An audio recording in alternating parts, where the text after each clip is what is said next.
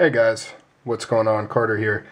Today I'm going to do a review on the CQC-7V. I think I have used it enough, carried it enough, read enough about it that I can give a fairly thorough review, but you know, at the end of the day this is really still just my opinions on impressions that I have of it, but I'm going to call it a review anyways. So here it is. I'll get to why this book is here in a second. I actually did a little bit of work to it today, which you may be able to tell. I had some free time, as I do on Saturdays when my kid is napping after we eat our Little Caesars pizza. I took it apart again. I've done that a million freaking times. But I hand polished all the hardware, all the screws. This pocket clip I bought polished, stainless steel. The pivot screw back, the thumb stud, or thumb disc, I'm sorry, the screw to it, of course this side of the pivot, those body screws, and then I also polished and sanded the edges of the liners there. And I think it just makes it look screaming cool. I love that. Freaking killer looking blade. And I gotta say, just right off the bat, I love this knife. Before I get into actual specs and things like that, let's just talk about the history. About a year ago or so, I was into knives, mainly production knives and things like that, and I would see this come up. And I remember when I was big into ProTech, the automatic knives, right when they did their collaboration, and I remember thinking how ugly that design was. I hated the shape of the blade. I didn't like it. It looked terribly uncomfortable. I had really no desire to get it. And it's kind of funny because even when I started to really notice Emerson knives and kind of wanting to get one, this was one that I avoided like the plague. I just had no desire to get this knife. It just did not look nice. It didn't look ergonomic. It didn't look well designed. And yet, now that I have one and I carry it, I freaking love this blade. Let's run through some specs here. I'm not a huge spec guy. I just like to do blade length, overall length, that kind of thing. So the blade length, excuse me, is about 3 1/4, about 8 inches overall. So the blade itself is actually kind of short compared to the handle. I mean, not too crazy. And that's how Emerson's really known for that. They, regardless of the size of blade that's on an Emerson, the handle is always going to be more or less full size. You're never going to get a handle that, you know, fits like this to be small. So like they've got a little snubby model that has a full size handle but only a 3-inch blade. So it's got a little stubby blade in it. I plan on picking one of those up here sometime soon. I'm not going to do weight on this. It's, you know, what you'd expect. It's not super lightweight, but it's not ridiculously heavy. Features all the usual Emerson parts, G10, very grippy. I was going to grab a strider for this. This is the CQC-7V, so this one's a little bit different than the regular CQC-7. This one has a completely different grip pattern. This is actually the exact same as what's on a strider. It's literally like the same G10, and it's different than normal Emersons that come out. It is slightly different. However, it's more or less the same amount of grip, but it is a different cut pattern.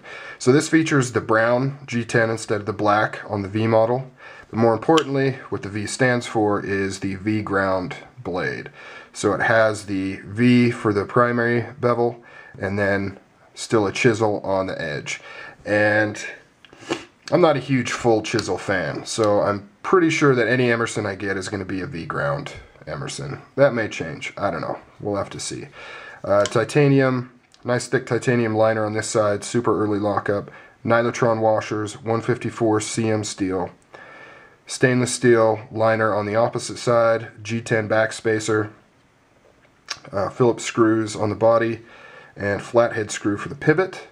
It features the Emerson logo right there. This is number 938, made in the USA, 2012. Made in the USA, basically like all Emersons. They did have a Chinese-made line for a while, but I've never actually even seen one for sale. I've only heard of a few. They're like backlocks or something like that. Ergonomics on this is actually amazing. Well, not amazing. It's really good. Not as good as some of the other Emersons, but it's also a lot sleeker. A lot of the Emersons have this finger guard, which feels really good when you hold it, but it takes up space. It makes it wide. This one is just very, you know, it's just like a rectangle, but your finger fits right into that choil and then butts right up against that right there. And then, of course, you've got your wave feature finger ramp right there, and it really feels good. And because of this nice thick handle, it fills the hand really nicely. This thing is just like a tank. I mean, it is just an absolute tank. It is stocky as hell. And I love that super early lockup. Really good stuff. Thumbdisc deployment, as I mentioned. This is not very ambidextrous at all. There's not a cutout on this side. You can kind of get in there sometimes like that, but it's really uncomfortable and hard. So definitely a right hand only model. Tip up, right hand carry. Anyways, so, but Emerson will tap the other side if you want. It's like an extra 25 bucks. You can either send it in to have it done, or when you buy one from Emerson himself, you can add that and they'll tap the other side for you. They'll do a lot of stuff like that. They'll add serrations to it if you want. Like if I wanted serrations on this, I could send it in, pay a few bucks, and they'll put serrations on it.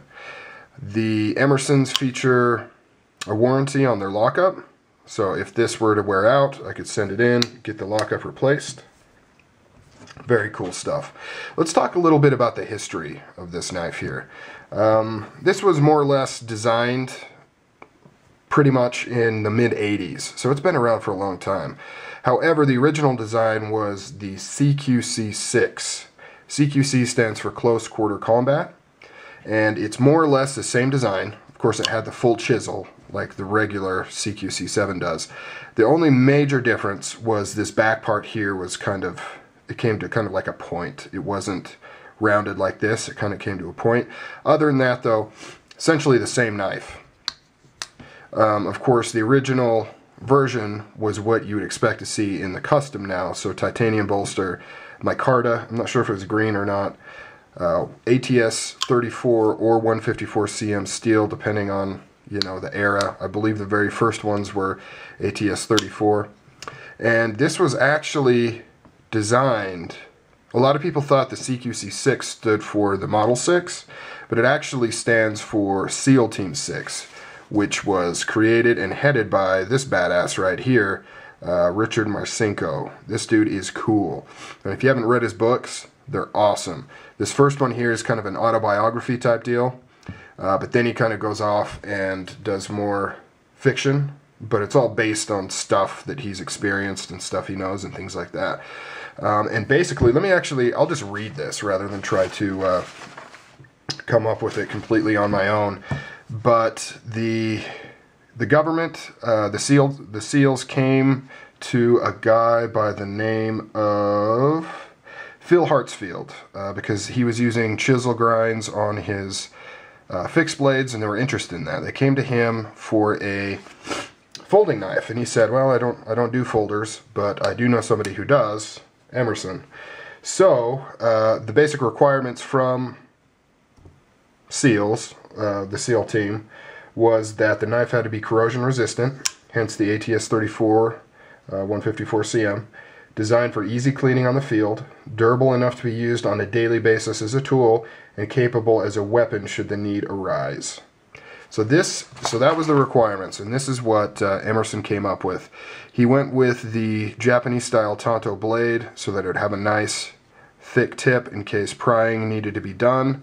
Obviously a very good slicer, well built, corrosion resistant, and easy to take apart and maintain. And that fits the bill. So essentially this has been unchanged for years, since the 80s.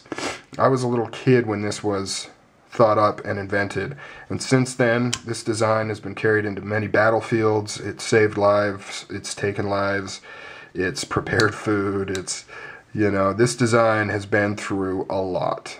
And that's one thing that Emerson knives can give that other knives cannot, which I'll talk about in its own separate video. I've got a whole thing planned with that. But let's see if there's anything else I was going to say. This is just a really classic design. It fits in the pocket really, really well. Like I mentioned before, it doesn't have any of the things you know, making it thicker or protruding off of there. So it just goes really well. I find myself putting this in my pocket over and over again. I'll get a new knife, I'll carry it for a day or two, but then I will come back to this one. I always come back to this one. And I'm really digging this polished hardware right there. It looks really good. But anyways, guys, so that's that. That's the review on the CQC7. I'm not really going to go into detail on the steel performance or the edge performance. That's all information that's out there. It's standard stuff, you know. I mean, a tanto chisel grind edge on this is going to cut like a tanto chisel ground edge on any other knife. But I just kind of wanted to share my thoughts on this really cool knife with just tons of awesome history. I mean, that's what I think of when I put this in my pocket. Let's get a closer look at some of this here. And I really like this coyote brown. I think it looks amazing. And I like how these screws turned out, because it's almost like two-tone. You know, you got the dark in there where I wasn't able to remove the black finish. Pretty cool stuff. Alright guys, have a good Saturday.